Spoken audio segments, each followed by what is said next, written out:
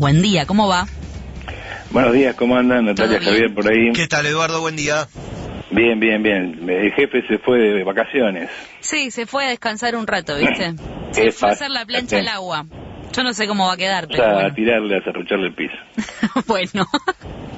¿Qué fue el tema que decidiste tratar hoy? ¿Cuál fue? Mira, en la línea que venimos desde hace 2 o 3 columnas, la idea de salir un poco del debate inmediato y tratar de tocar algún tema más amplio que tiene que ver con estos debates, pero que nos obligan a abarcar otras áreas para enmarcar mejor ciertas cuestiones. La vez pasada hablamos de la Iglesia. Hoy vamos a hablar del liberalismo. En siguientes columnas hablaremos del socialismo y del Estado y de otros temas. No, me parece bien. La idea de es lo urgente. Claro, salir un poco de lo urgente, porque si no, lo urgente tiene el problema, es la virtud y atrapa rápidamente, pero tiene el problema de que nos pasea de un lugar a otro sin que podamos reflexionar con la debida tranquilidad. Bien. Y el tema del liberalismo es importante porque yo creo que incluso mucha gente se va a sorprender con lo que voy a decir, pero la Argentina es un país liberal. Y el liberalismo es la ideología dominante de la Argentina. Seguramente mucha gente pensando en que la Argentina es un país donde el Estado está siempre presente, ya sea para una cosa o para la otra, ya sea para repartir o para reprimir, y donde la mayor parte de la gente siempre vota peronismo, o sea, alguna forma de intervención estatal, e incluso cuando se supone que llegan los liberales al gobierno, como en el caso de Macri, no parece cambiar demasiado en relación al gobierno anterior, que aborrecía, por lo menos en las palabras, del liberalismo y del mercado. Pero yo creo que existe en la Argentina un consenso liberal que va desde Milei hasta Altamira. Es decir, un consenso liberal que va desde lo más ranciamente liberal, yo diría anarcocapitalista, hasta las variantes de la Argentina, de la variante de la izquierda argentina que uno conoce como trotskismo. Todo eso es un amplio arco liberal, con diferencias por supuesto, pero que domina la vida política de la Argentina. Y seguramente mucha gente va a decir, bueno, pero esto no es así, acá hay gente, una bolsa demasiado grande con demasiada gente adentro. Pero lo importante es que entendamos qué es el liberalismo, ¿no? Y vamos a ver cómo la Argentina está dominada por un consenso liberal cuyo centro está ocupado por Macri y el kirchnerismo. Y hacia los extremos, de un lado y del otro, se extienden, por un lado, los llamados neoliberales, o bajo otras formas, digamos, o bajo otras denominaciones, más genéricas o más específicas, donde encontramos gente como Spert, por ejemplo, o el ya consumado payaso mediático Milei, y hacia la izquierda con el trotskismo. Todo eso es el arco liberal, con ese centro MK. Ahora, para entender por qué decimos que todo eso es liberalismo, tenemos que entender qué es el liberalismo. Y hay que recordar que el liberalismo es, entre otras cosas, una concepción del mundo, una forma de ver las cosas. Y toda concepción del mundo y toda forma de ver las cosas siempre parte de algún presupuesto básico, es decir, desde un punto desde el cual se mira. Ese punto es lo que nos permite ver, nos permite entender por qué alguien mira como mira, actúa como actúa, concluye lo que concluye. No es lo mismo vivir en una sociedad donde la cosmovisión dominante presupone que los individuos forman parte de un gran cuerpo, de un cuerpo que es sagrado y no puede modificarse, es el cuerpo de Cristo. Ese organicismo, esa idea de que el individuo forma parte de un órgano, de un órgano vivo, típicamente medieval, nos lleva a la concepción donde el individuo no es estrictamente algo, sino más bien la parte de algo, cuya totalidad es mucho más importante y que determina sus acciones. Esa concepción no es la del mundo en el que vivimos nosotros, y mucho menos en la Argentina. La concepción en la que nosotros vivimos en Argentina es que el centro del universo es el individuo, y que el individuo es el que debe organizar y regir las acciones de la totalidad. Dos ejemplos. con mi cuerpo hago lo que quiero, sí. con mis cosas hago lo que quiero, mi hijo es mío, si quiero lo mato. Hoy día este tipo de frases bárbaras no se escuchan fácilmente, pero cuando yo era chico, cuando una madre le pegaba a un chico en la calle, antes el castigo físico era una cosa muy común, Sí. Alguno protestaba por ese castigo, decía, mi hijo es mío, no se meta, quiero lo mato. Obviamente ese tipo de barbarie presuponían que hay un individuo, la madre en este caso, o el padre también, sí, que tiene una propiedad y con su propiedad hace lo que quiere. Ese es el punto en torno al cual gira la cosmovisión liberal. En la ontología liberal, en la ontología burguesa, sí, el individuo es el centro del universo. Y esto nace con la Revolución Burguesa en un largo proceso de gestación que va del Renacimiento a la Revolución Francesa. Un proceso por el cual se va desarmando ese organicismo medieval y va apareciendo una concepción donde en el centro está la soberanía del individuo. Y por lo tanto, cada vez que nosotros pensamos en liberalismo, la cuestión clave es, ¿desde qué punto de vista estás mirando? ¿Desde el punto de vista del individuo o desde el punto de vista de la sociedad? Después vamos a hacer más precisiones porque vamos a ver que el socialismo tiene una ontología diferente, que presupone una relación muy diferente entre el individuo y lo social. La clave del liberalismo, sin embargo, es esta idea de que el individuo no es el individuo social, lo que nos lleva ya a discutir otra cosa, es decir, parte de una organización social, sino es el individuo particular, concreto. Yo tengo derecho a hacer lo que a mí se me da la gana. El universo está organizado en torno a mí. En realidad el universo es una suma de pequeños universos, porque cada individuo es soberano, que están virtualmente separados entre sí como si fueran átomos. Cuando vos pensás, por ejemplo, en la concepción liberal, o mejor dicho, de la libertad que anda dando vuelta por ahí, o de los derechos que andan dando vuelta por ahí cada vez que uno lee manuales de educación cívica o de moral. Mi libertad llega hasta donde empieza la libertad ajena. O sea, yo soy como una especie de isla, mi área de influencia, mi soberanía, llega hasta donde llega la soberanía de otros. Obviamente, si yo vivo en un archipiélago muy poblado, mi soberanía es muy recortada. Si vivo en un archipiélago con muy pocas islas, mi soberanía es mucho más amplia. Conclusión lógica de esta concepción liberal burguesa de la libertad. Mi libertad depende de la aniquilación del otro, porque cuantos menos haya, más amplio es mi campo de acción. Esta concepción de la libertad que se repite con tanta alegría es la consecuencia última de la ontología liberal, es decir, el fascismo. Cuando yo digo mis derechos no pueden vulnerar los derechos ajenos, es porque concibo mis derechos como en contraposición de los derechos de otro.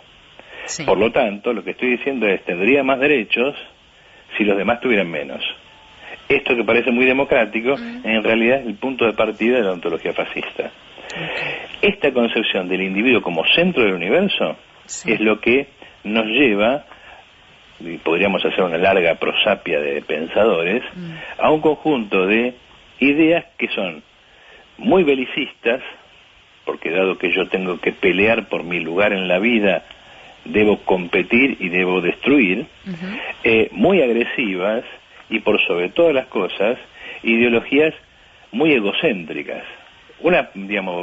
Podríamos hacer la prosapia de esta forma de pensar, que no es más que la variante que queda del liberalismo, mejor dicho, de la concepción del individuo social renacentista, tomado por la burguesía en el poder, que constituye la propiedad en su centro. Stirner, filósofo ya criticado por Marx en su época, Nietzsche. Mucha gente cree que Nietzsche es un pensador de izquierda o alguien que es crítico. Crítico puede ser cualquiera, de derecha o de izquierda. Crítico seguramente es un adjetivo que le cae bien, pero que es un pensador fascista no hay duda, porque en su corazón está esta ontología. La escuela austríaca de economía, mucha gente llama liberalismo, sobre todo en la Argentina, a lo que considera popularmente escuelas de derecha. O sea, la derecha económica es liberal. Y en realidad, dentro de ese orden llamado liberal, hay muchas cosas que no son estrictamente estas. Por ejemplo, Milley, Espert y compañía, lo que en su momento llamó la Escuela de Chicago, o los Chicago Boys, el neoliberalismo, o a veces incluso el capitalismo salvaje. En realidad todos esos son, digamos, gente que proviene de un tronco de pensamiento que extrema este subjetivismo. Es decir, si yo soy el centro del universo, nadie me puede explicar a mí lo que es mejor para mí. Es más, yo no debiera explicárselo a nadie, porque sería un acto de autoritarismo. De acá derivan los anarquistas de mercado. Por lo tanto, yo, en este contexto, como centro del universo, hago lo que se me da la gana, y si da resultados está bien, y si no da resultados también está bien. ¿Por qué? Porque otro individuo habrá encontrado una forma mejor de imponerse en un mundo donde lo único que decide es la violencia, porque dado que yo pienso que tiene razón y el otro piensa que tiene razón y no hay nada objetivo que nos pueda decir quién de los dos tiene razón, ¿qué decide? El que tiene la energía para decir mi razón es capaz de destruir la tuya físicamente. Eso que normalmente solemos entender como liberalismo o neoliberalismo, no es lo único que está dentro del liberalismo. Esta concepción de que el individuo es el centro de la vida social y que el individuo y el mercado deben regular la vida social, es propia de los conocidos, los antecesores, o mejor dicho, los que dominaban la economía hace 100 años, los neoclásicos, que tenían la utopía de que si uno dejaba el mercado funcionar, el mercado funcionaba bien y todos éramos felices. Coinciden con los austríacos en que el mercado, digamos, debe regular la vida social y que el mercado es el centro de la vida humana general. Lo que no coinciden es que, mientras los neoclásicos tienen una utopía, deja que el mercado funcione, que haya una buena competencia y todos nos vamos a ver beneficiados. Los austríacos dicen, no importa, si el mercado dice que deben morirse millones de personas, que se mueran millones de personas. Esa es la diferencia por la cual un tipo como Milley o Espert pueden decir tranquilamente, el mercado necesita que haya 3 millones de empleados estatales menos, listo, 3 millones de empleados estatales a la calle. Ese tipo de barbaridades son propias de gente que evidentemente no concibe la vida social, sino como una sumatoria de individuos violentos que son capaces de eliminarse unos por otros y que está bien que así suceda. Ahora, los neoclásicos tenían esta utopía, la siguen teniendo, la idea de que si hay una buena competencia, creían que esa buena competencia brotaba espontáneamente del mercado. Los keynesianos, lo único que le agregaron a eso es que esa buena competencia no brota espontáneamente. Hay que manejarla, hay que introducirla, hay que defenderla. Luego, los keynesianos también son liberales. No alteran esta concepción del individuo particularista y de la propiedad del individuo como eje de la vida social. Luego, cuando uno se da cuenta de que el marco del liberalismo es muy amplio, y no simplemente esa gente que dice las cosas más desagradables porque total no se juega nada, o incluso porque se juega en lugar de la barbarie. En Milley se juega eso, es una especie de showman de la barbarie, donde la gente va a escucharlo y a verlo nada más porque es capaz de decir barbaridades que nadie se toma finalmente en serio. Entonces cuando uno ve eso dice, bueno, ¿quiénes son los liberales en la Argentina? Y bueno, obviamente la corriente, Milley, Espert y todos esos son, digamos, claramente, ontológicamente, barbarie liberal. Pero en la Argentina tienen un peso muy, pero muy limitado, porque la burguesía argentina no puede soportar semejante cosa. Porque la burguesía argentina no tiene fuerza como para manejarse ante la crudeza de los avatares del mercado. Eso solo puede hacer una burguesía muy poderosa. Por lo tanto, la burguesía argentina vive hablando de liberalismo, pero después, y después lo vamos a ver cuando hablemos del Estado, vive exigiendo la intervención del Estado. ¿Quién más es liberal? Y obviamente los desarrollistas, Macri. La única diferencia con Macri y Milley y compañía es que Macri cree que el mercado, la propiedad privada, tiene que tener una guía, una perspectiva, un horizonte. Obviamente, en el fondo siempre está el hecho de que la sociedad se organiza a partir de individuos y sus intereses y su propiedad. Pero si no le damos un horizonte, si no la organizamos, si no establecemos ciertos marcos, esto automáticamente no funciona. Obviamente, cuando el kirchnerismo dice que todos los problemas de la vida social son los monopolios, que Clarín, que esto, que lo otro, ¿no? Lo que está diciendo es, si en la sociedad reinara la buena competencia, entonces habría más productos en el mercado, los precios bajarían. Dicho de otra manera, si la sociedad se organizara verdaderamente a partir de la pluralidad de individuos y sus intereses, eso, más o menos automáticamente, nos daría una sociedad más justa. Dicho de otra manera, los kirchneristas son liberales variante neoclásica, lo que en otra época se llamaba conservadores. Lo mismo pasa cuando escuchamos a gente como la CTA o Víctor de Genaro, que aparecen como gente de izquierda, y en realidad toda su crítica a los monopolios y cosas por el estilo, no es más que reproducción del credo liberal, en el sentido más puro de la palabra.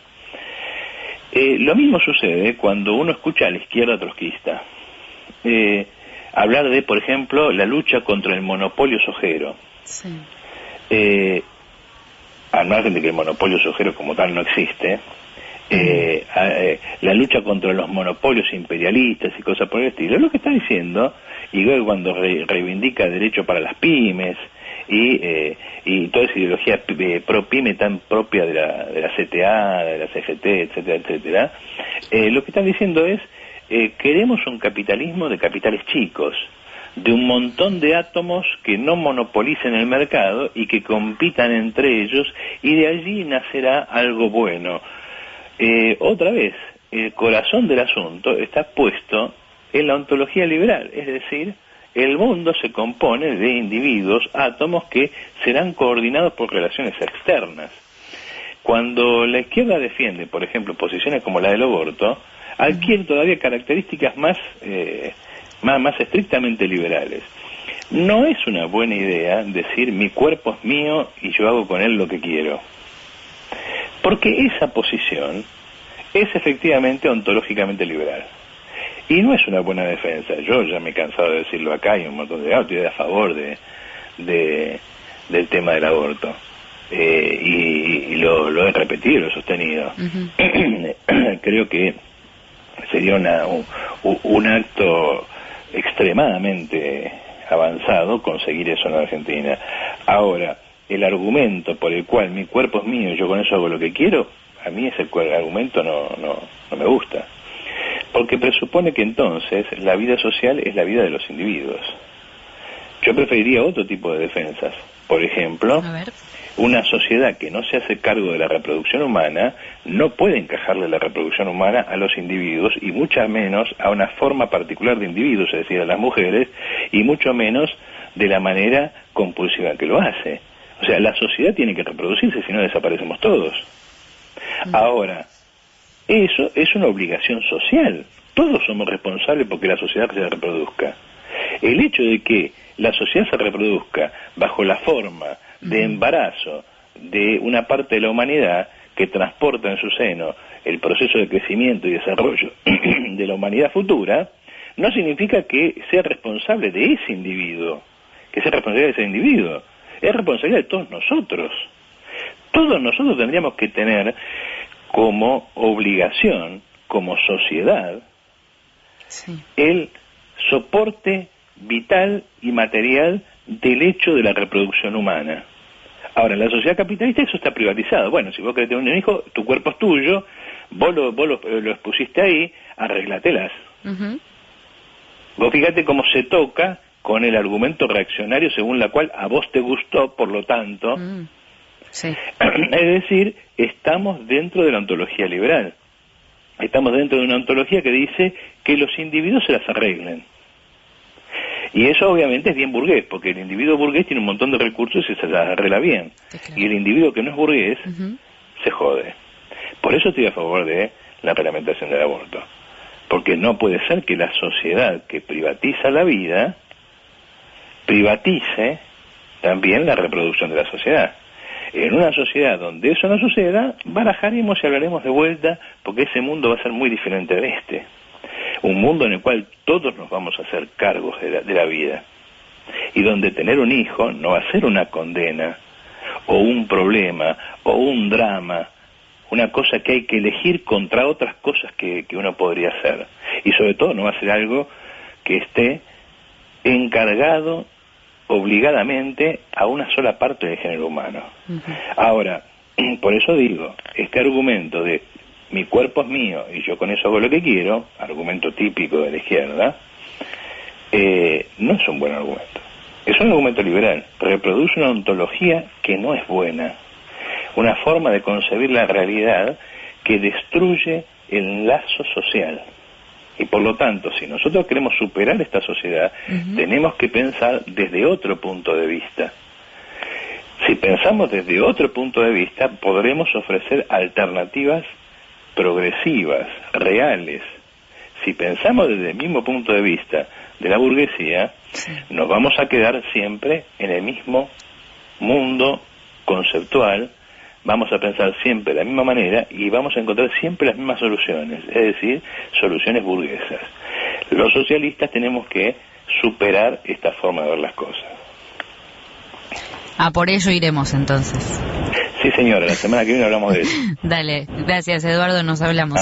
Chau, abrazo chau. grande. Gracias Eduardo, nos hablamos. Chau, abrazo chau. grande. Gracias Eduardo, nos hablamos. Chau, abrazo chau. grande.